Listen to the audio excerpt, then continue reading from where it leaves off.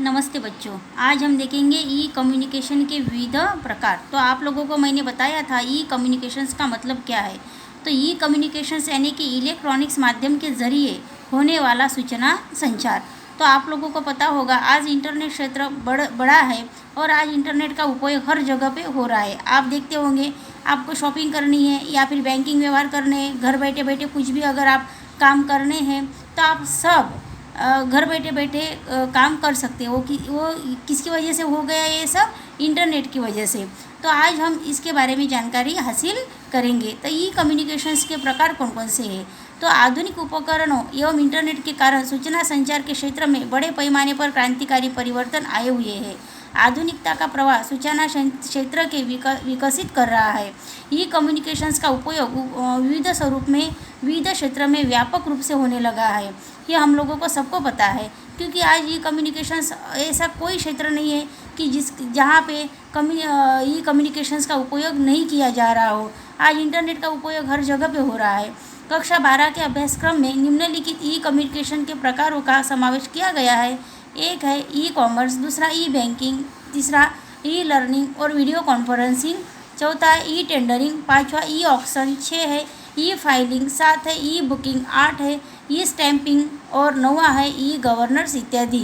तो ये सब माध्यम के प्रकार है। तो ये माध्यमों के बारे में हम यहाँ पे जानकारी हासिल करेंगे। तो सबसे पहले देखेंगे हम ई कॉमर्स क्या है। ई कॉमर्स का उपयोग कहाँ कहाँ हो रहा है।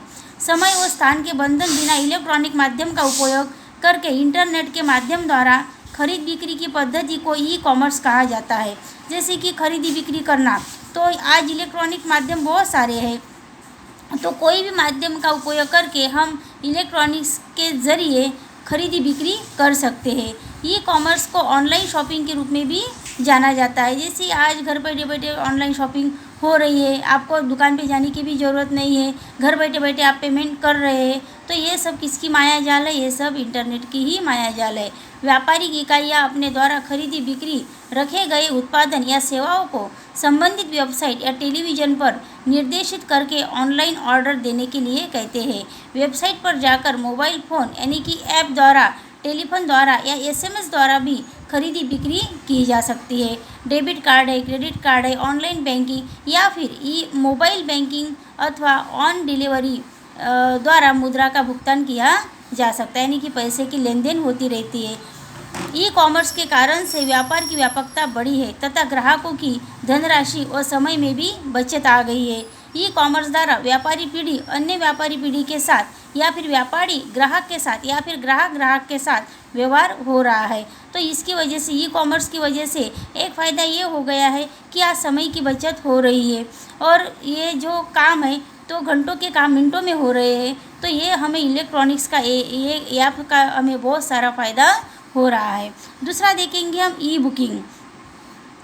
बैंक अथवा अन्य वित्तीय संस्था की वेबसाइट पर से खातेदार यानी कि ग्राहक इलेक्ट्रॉनिक पद्धति से मुद्रा की लेन देन कर सकता है। आपको पता होगा कि आज आप लोगों को बैंक जाने की भी ज़रूरत नहीं है। आज आप अपने मोबाइल में ऐप अगर डाउनलोड कर लेते हैं तो आप घर बैठे बैठे पैसों की लेन देन भी करते रहते हैं। अगर आपको यहाँ से अगर गांव में पैसा भेजना है या फिर कहीं पे भी अन्य स्थान पर पैसे भेजने हैं तो आप अपने मोबाइल में अगर ऐप है तो उसके ज़रिए ये काम घर बैठे बैठे आसानी से कर सकते हैं।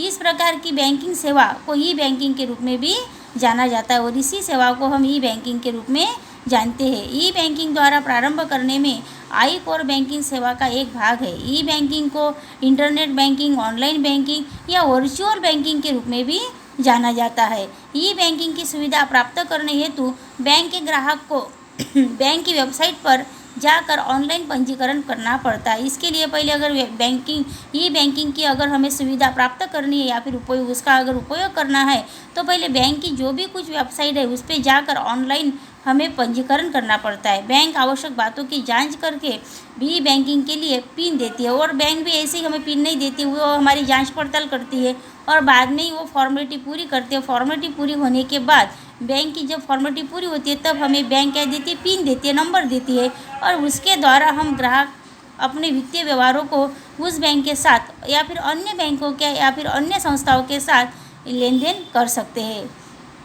और बैंक हमें अनुमति भी देता है। इस प्रकार की कार्यप्रणाली करके जब मोबाइल द्वारा वित्तीय व्यवहार किए जाए तब इसे मोबाइल बैंकिंग या एम बैंकिंग के नाम से भी जाना जाता है। अब तीसरा देखेंगे पॉइंट ईसीएस। ईसीएस क्या है? यानी कि इलेक्ट्रॉनिक क्लियरिंग सर्विसेज। एक बैंक से अन्य बैंक में या फिर एक संस्था में से अन्य संस्था में इलेक्ट्रॉनिक पद्धति से जो खातेदार रहता है, वो खातेदार बैंक का ग्राहक मुद्रा के भुगतान की सेवा प्राप्त करने के लिए उसे इलेक्ट्रॉनिक क्लियरिंग सर्विसेज के रूप में जाना जाता है।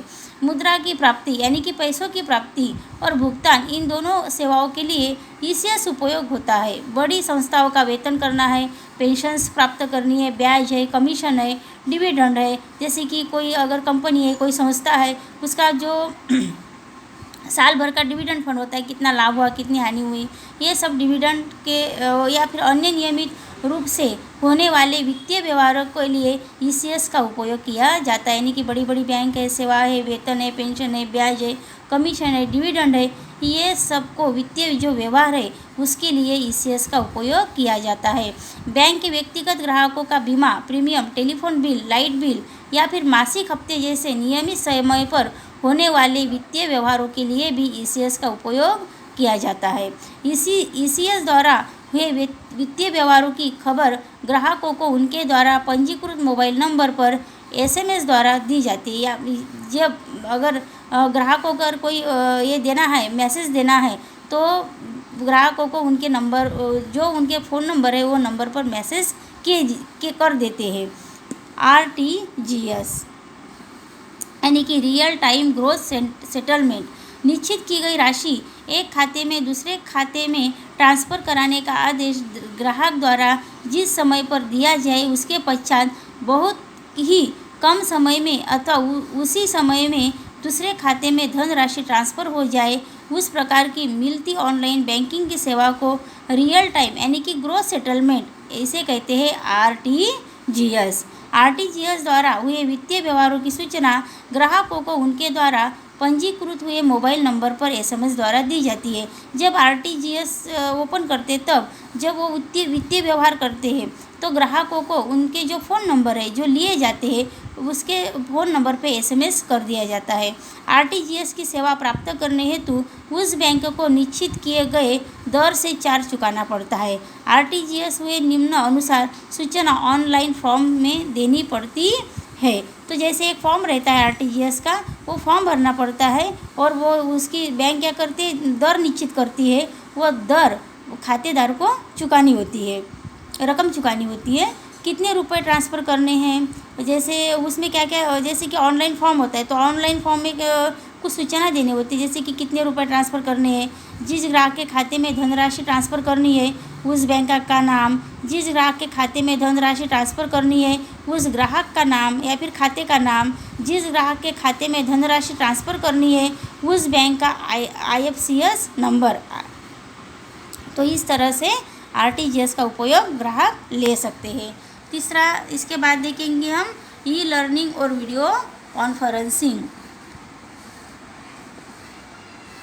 कक्षा खंड में बैठे बिना समय के स्थान के बंधन में मुक्त इलेक्ट्रॉनिक माध्यमों का उपयोग करके प्राप्त करने का या देने की शिक्षा को ई लर्निंग जाना जाता है। जैसे कि आप लोग अभी ई लर्निंग और वीडियो कॉन्फ्रेंसिंग का ही मज़ा ले रहे हैं। जब से लॉकडाउन हुआ है, आपका स्कूल ओपन नहीं हुआ है, लेकिन तो भी आप लोग अपना जो भी कुछ वर्क है वो वर्क पूरा कर रहे हैं। वो किसके कारण हो रहा है? सब ऑनलाइन की वजह से हो रहा है, आप वीडियो की वजह से हो रहा है, इंटरनेट की वजह से हो रहा है। आप घर बैठे बैठे इसका फ़ायदा ले रहे हैं। इस प्रकार की शिक्षा को ऑनलाइन लर्निंग, इलेक्ट्रॉनिक लर्निंग या फिर इंटरनेट लर्निंग से जाना जाता है। अगर सोचो इसका विकास नहीं होता या फिर ई लर्निंग आता ही नहीं, तो हम आज जो उपयोग कर रहे हैं इंटरनेट के माध्यम से जो बच्चों की पढ़ाई चल रही है वो शायद नहीं हो पाती।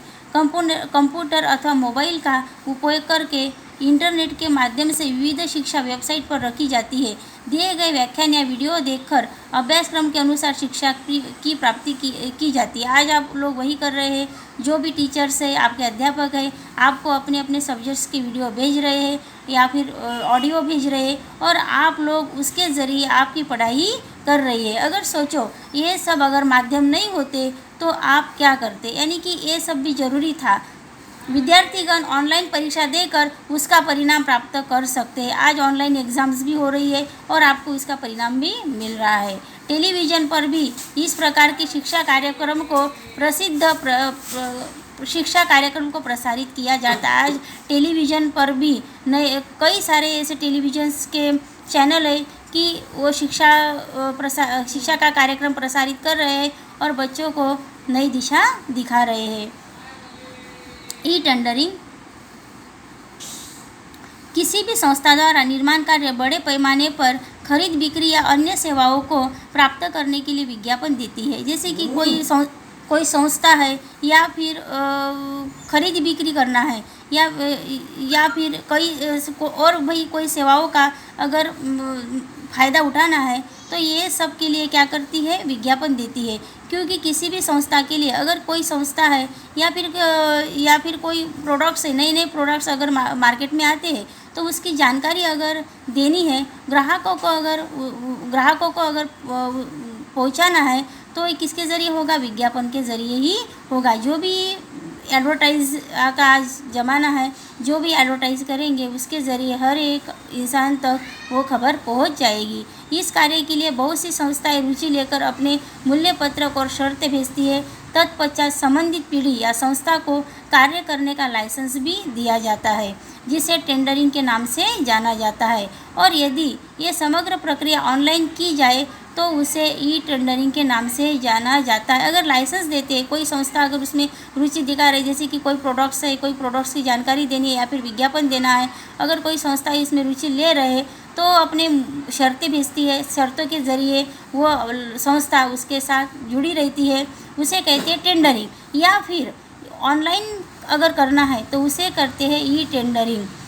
ई ऑक्शन अर्थात इलेक्ट्रॉनिक माध्यमों से होने वाली नीलामी। इस प्रक्रिया में माल सामान की नीलामी करता यह माल सामान का क्रेता आभासी बाजार में खरीदी बिक्री के लिए अपने भाव ताल देते हैं। आज सब कुछ ऑनलाइन हो गया है, नीलामी भी अभी ऑनलाइन हो गई है। अपना माल है, माल अगर किसी को बेचना है तो वो ये ऑनलाइन कर सकते हैं। इस प्रकार के ई ऑक्शन में होने वाला व्यापार व्यापारी पीढ़ी से ग्राहक या फिर ग्राहक से ग्राहक के साथ ये व्यवहार होता रहता है। नीलामी करता अपने माल सामान या सेवाओं की सूची इंटरनेट द्वारा नीलामी हेतु निश्चित किए गई वेबसाइट पर रखते हैं। इसके लिए भी एक ऐप है, वो ऐप के ज़रिए जो भी है वो सब जिसकी नीलामी करनी है, कोई प्रॉपर्टी है या फिर और भी कुछ चीज़ें हैं, तो वह सब वेबसाइट पर रखते हैं। रुचि लेने वाले क्रेता वर्ग निश्चित समय मर्यादा में अपने अनुकूल भाव में मूल्य भेजता है। जैसे कि मूल्य होंगे वो मूल्य भी उसमें भेजने पड़ते हैं। ई फाइलिंग यदि संस्था द्वारा निश्चित किए गए कंप्यूटर प्रोग्राम में आवश्यक सूचना भरकर उस सूचना को संलग्न दस्तावेजों के द्वारा संबंधित वेबसाइट पर अपलोड करके यदि कोई सूचना भेजी जाए तो उसे कहते हैं ई फाइलिंग। ई फाइलिंग हेतु संबंधित वेबसाइट पर पंजीकरण करवाना पड़ता है। पंजीकरण होने के बाद सूचना एक खाता बनता है और उसका उपयोग सूचना प्रेषक यानी कि पासवर्ड द्वारा भी किया जाता है। चुंगी विभाग है, कर विभाग है या फिर अन्य कई संस्थाएं हैं जो ई फाइलिंग की आधुनिक सेवाएं दे रही है और इसका उपयोग भी कर रही है। इसके बाद है ई बुकिंग। समय और स्थान के बंधन से मुक्त इलेक्ट्रॉनिक माध्यमों के उपयोग से इंटरनेट द्वारा रेलवे या हवाई जहाज़ की यात्रा टिकट, सिनेमा या किसी भी प्रोग्राम का टिकट का आरक्षण किया जाता है। आज आपको सबको पता होगा कि आज घर बैठे बैठे अगर ऐप आपके पास उपलब्ध है, ऐप अगर डाउनलोड किया है तो आप घर बैठे बैठे इंटरनेट के ज़रिए हवाई जहाज़ है, यात्रा की टिकट है या फिर सिनेमा की टिकट है, आप घर बैठे बैठे वो कर सकते हैं। इस प्रकार की सेवाओं को ई बुकिंग के नाम से जाना जाता है। ये सब जो सेवाओं का आनंद लेते हैं उसे कहते हैं ई बुकिंग सेवा। ई बुकिंग को ई रिजर्वेशंस के नाम से भी जाना जाता है। ई बुकिंग द्वारा आरक्षित की गई टिकट बुकिंगकर्ता के ईमेल अथवा मोबाइल में टिकट के रूप में भेज दिया जाता है। जो अगर आपने टिकट निकाली है, आपका अगर जो नंबर दिया रहता है उस नंबर पे मोबाइल में भेज देते हैं। उपयोगकर्ता को आवश्यकता हो तो टिकट को कागज़ पर प्रिंट भी करवा सकते हैं। ई बुकिंग हेतु मुद्रा का भुगतान debit card, credit card, online banking या मोबाइल बैंकिंग के द्वारा करते हैं। जैसे कि जो भुगतान है, पैसे देने हैं, आप अभी debit card, credit card, online या फिर बैंकिंग के ज़रिए भी दे सकते हैं। इसके बाद है ई स्टैंपिंग घर है, ज़मीन है, भाड़ा करार है या फिर किसी भी प्रकार का सौगातनामा तैयार करना और किसी भी व्यापारिक पीढ़ी का पंजीकरण करने के लिए सरकार में स्टैम्प ड्यूटी भरनी पड़ती है। सरकार को गैर वैधानिक स्टैम्प ड्यूटी भरने के लिए कंप्यूटर आधारित एवं अति सुरक्षित पद्धति को ई स्टैंपिंग के रूप में जाना जाता है। घर भाड़ा है, करार है, तो इसके लिए क्या होता है, एक स्टैम्प आता है, वो स्टैम्प ये अपनी सुरक्षा के लिए भरना पड़ता है, उसे कहते हैं ई स्टैंपिंग। ई गवर्नेंस इलेक्ट्रॉनिक माध्यमों की सहायता से सरकारी सेवाओं एवं उसकी अनुषंगिक सूचना देश के अंतिम छोर पर मानवी को अति त्वरित प्रशासनिक रूप से दी जा सकती है। इस प्रकार को इलेक्ट्रॉनिक माध्यमों का उपयोग करके इंटरनेट की सहायता से सरकारी सेवाओं या उससे संबंधित अनुषंगिक सेवाओं की पूर्ति करने के लिए इस समग्र प्रक्रिया को ई गवर्नेंस के नाम से जाना जाता है। तो ये है कम्युनिकेशंस के विविध प्रकार, जो है कितने प्रकार दिए, 9 प्रकार दिए। E commerce, e banking, e learning, video conferencing, tendering, auction, filing, booking, stamping और गवर्नेंस। तो ये सब माध्यमों का उपयोग कम्युनिकेशंस के लिए किया जाता है और ये माध्यम प्रभावशाली है। आज ये माध्यम का उपयोग हर कोई कर रहा है और इसका फ़ायदा भी हो रहा है। तो ऐसे इसके नमूने भी आपको एग्ज़ाम में आ सकते हैं। जैसे कि आपको यहाँ पे दिया हुआ है एक नमूना, मैं आप लोगों को समझा दे रही हूँ। ई कम्युनिकेशंस के उदाहरण तो देखो, पाठशाला के नए मकान का निर्माण हेतु कॉन्ट्रैक्टर्स के अलग अलग कार्य के लिए मूल्य पत्रक मंगाने के संदर्भ में लिखा जाने वाला पत्र। तो इस तरह का आपको एग्ज़ाम्स में आ सकता है। विषय इस अलग भी दे सकते हैं। तो ये किस तरह से लिखा गया है ये आपको केवल ध्यान में रखना है। पहले पाटन नगर पालिका ई टेंडर, मुख्य अधिकारी क्षेत्र पाटन नगर पालिका, भद्र विस्तार पाटन। फ़ोन नंबर दिया है जो आप अपने मन से भी लिख सकते हैं। द्वारा निर्माण शाखा एवं स्वर्णिम जयंती मुख्यमंत्री योजना अधीन शहर की रानकी वाव विस्तार में पाठशाला हेतु नया मकान निर्माण कराने के लिए निम्नलिखित प्रदर्शित विविध कार्य के लिए ऑनलाइन ई टेंडरिंग पद्धति द्वारा मान्य कॉन्ट्रैक्टर्स के पास से मूल्य मंगाया गया है। तो ई टेंडरिंग ऑनलाइन वेबसाइट, जो वेबसाइट दी है .com पर भरना होगा। तो ऑनलाइन टेंडर भरने की तारीख जो दी है यहाँ पे 17/5/2017 बजे आप टाइम डाल सकते हैं यहाँ पे। बाद में दिया है 31/5/2017 तक। तो डाउनलोड की गई टेक्निकल बिड की नकल, टेंडर फीस बाना की राशि की रसीद तथा अन्य दस्तावेज RPD, स्पीड पोस्ट, कुरियर द्वारा भेजने की तारीख। तो 7 से 2017 दी गई है, यहाँ पे तारीख दी गई है और कितने बजे तक है ये भी दिया गया है। डाउनलोड किए टेक्निकल बिड ऑनलाइन खोलने की तारीख, स्थान भी दिया गया है।